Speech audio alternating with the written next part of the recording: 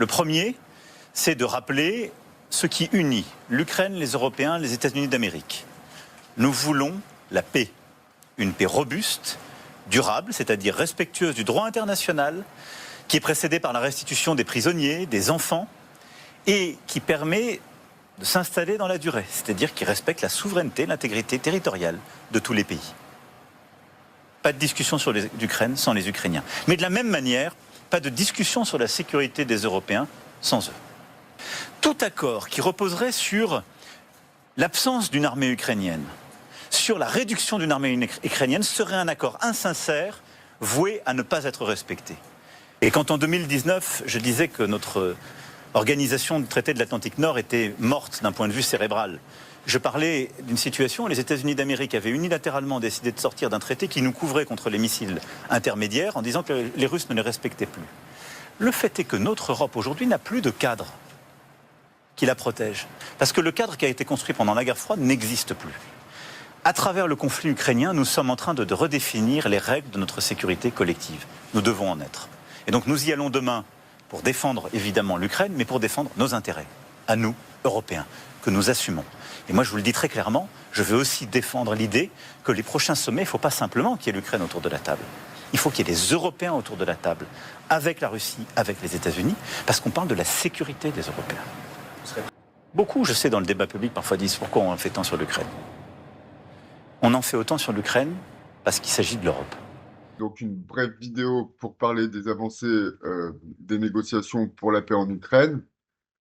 Bien que beaucoup de Français considèrent que la guerre en Ukraine ne nous concerne pas, il faut comprendre que la guerre en Ukraine est une obstruction à la construction européenne et même une spoliation des territoires européens par un belligérant russe et même l'occasion pour soi-disant un partenaire américain de s'accaparer aussi les richesses de notre territoire qui, pour le futur, est d'ores et déjà très important au temps présent. Je rappelle que l'Europe a payé l'Ukraine, a subventionné l'Ukraine, que l'Ukraine produise des ressources agricoles qui n'ont des marchés européens avec lesquels nous pouvons nous nourrir.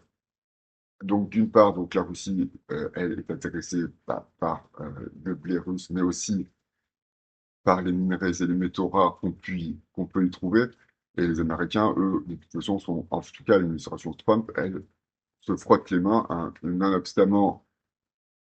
nonobstant de s'assurer le soutien des Européens à travers un bras de fer économique dans lequel l'Europe s'est engagée à se fournir en hydrocarbures chez elle à coût de milliards de dollars et aussi des investissements pour on ne sait quoi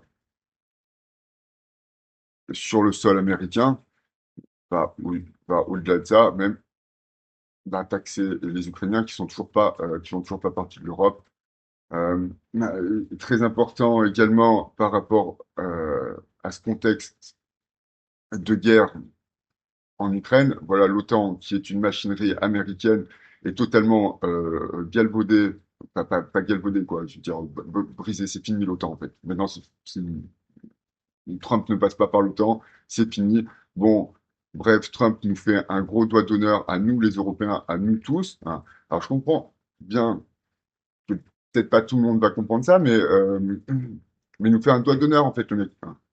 Et je vous garantis que Trump sera à jamais détesté par tous les Américains et restera dans l'histoire comme un immense fils de plume, hein.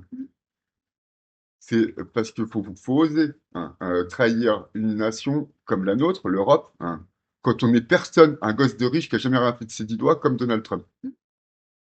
Qui s'assoit donc sur sur deux institutions, l'ONU et l'OTAN, fondées par les Américains, à lesquelles nous avons adhéré, et sous De Gaulle, par exemple, et de tout temps, hein.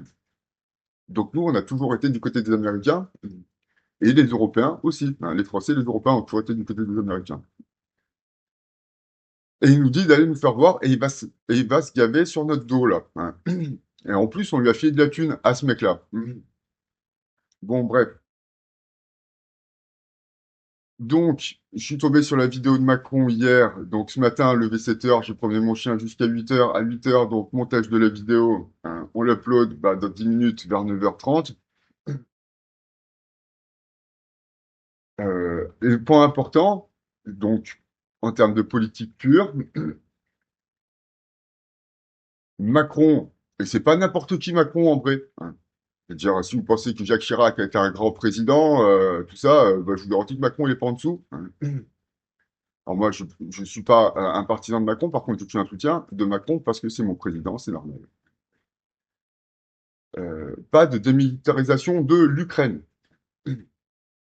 Pas de démilitarisation de l'Ukraine, sinon, de toute façon, ça c'est sûr que si les Américains se retirent des négociations parce que ils veulent démilitariser l'Ukraine, et ben toute l'Europe enverra son armée botter le cul des Ruskov, parce que ça c'est non de toute façon. Et aujourd'hui, Macron va parler avec Trump, hein, pour savoir de quoi il en retourne. Donc j'ai fait le découpage des choses les plus importantes de l'allocution de Macron en conférence de presse. Pour conclure, donc si je comprends bien qu'aujourd'hui la guerre en Ukraine n'est pas le sujet le plus important pour les concitoyens français, c'est quand même un événement assez majeur de la géopolitique, hein. La géopolitique, c'est la politique non pas à l'échelle des nations, mais à l'échelle des frontières, hein, entre les nations. Or, notre nation européenne, bon, il y a des nations européennes, mais bon, on peut presque dire ça, hein, bah, se trouve en conflit aujourd'hui, et c'est très important, c'est bien le deuxième sujet le plus important, au moins pour tous les Français normalement, hein.